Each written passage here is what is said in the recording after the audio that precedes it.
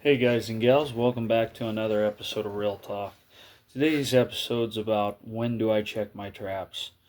So I'm gonna go over some things, but I want the main things to remember in this is it's your situation and it's your decision, right? Because there can be consequences to this decision, whether it be theft or something like that. Okay, so make sure you evaluate your own situation and make your own decision. Okay. So I want to go over some things. Let's start out with your state law or your regulations, right? So in Iowa, I got to check every 24 hours. Okay, so that's kind of something you want to keep in mind. You got to check based on state law. Another thing is which shift do you work, right? That's very important when determining you're going to check when you're going to check your traps. Okay, so let's go ahead real quick. When I was on first shift, I believed I went in just before 5 a.m. And so checking traps at 3 in the morning was not really an option because the animals were still moving. Um, and you could literally go check your traps and have something caught 10 minutes after you leave. You'd spook off things. It was kind of dangerous, checking in the dark. Um, you know, just not ideal. So I would actually check when I was on first in the afternoon after work. All right, so second shift. When I was on second shift, I would check about 9 in the morning. The reason that time, because 7 to 9, people were going to school, work, so on and so forth. Um, when you start at 9 a.m., when I started at 9 a.m., usually everybody was already at school and work, so it was kind of a low visibility thing. When I was on third shift, I would check in the morning after work. So I would check typically about 7 a.m. Still hen early, animal movement still going on a little bit. I'm aware of that.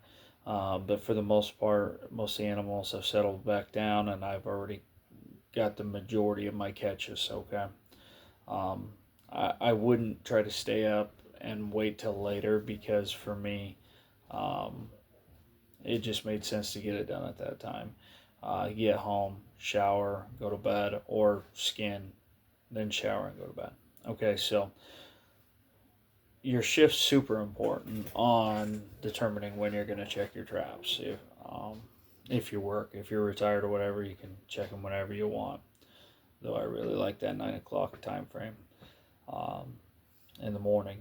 So visibility is another thing you want to factor in when checking traps, when determining what time. So if it's a highly visible trap, when you get your catch, you're risking theft. You're risking possible the wrong people seeing that animal being caught, so on and so forth. So visibility is something you want to factor in for sure. Um, your trap setup. Okay, your trap setup, and what I mean by that is, I'll show you a couple different, or I'll go over a couple different scenarios. So if I'm running 220 conibears, they're pretty lethal. I'd say 90+% of the time, or at least the way I ran them. Um, and so, as far as visibility or animal uh, comfort, animal was already dispatched, not so much of an issue. Um, kind of one of those deals where, as long as you have it staked, and it kind of took care of itself. Foothold, okay, running a foothold. I would try to make sure, when the weekend was over and I was getting ready to go back to work, if I wasn't going to be able to check till the afternoon, let's say, I would make sure that I had my traps bedded well. My swivels were all going to be working.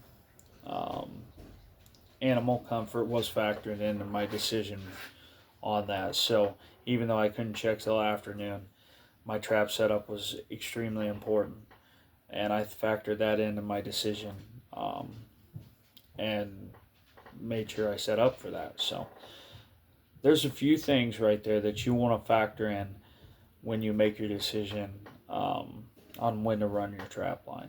It's a very tough question, and like I said, in the end, only you can make that decision. But there's some information, scenarios that maybe you can apply to your situation. So that's what this episode is on Real Talk today. When do you check your traps? Whatever works best for you. Okay? So I hope this helps you out, and I hope that you catch a bunch of fur, and I hope to see you on the next episode of Real Talk. Tight chains, guys. Thank you.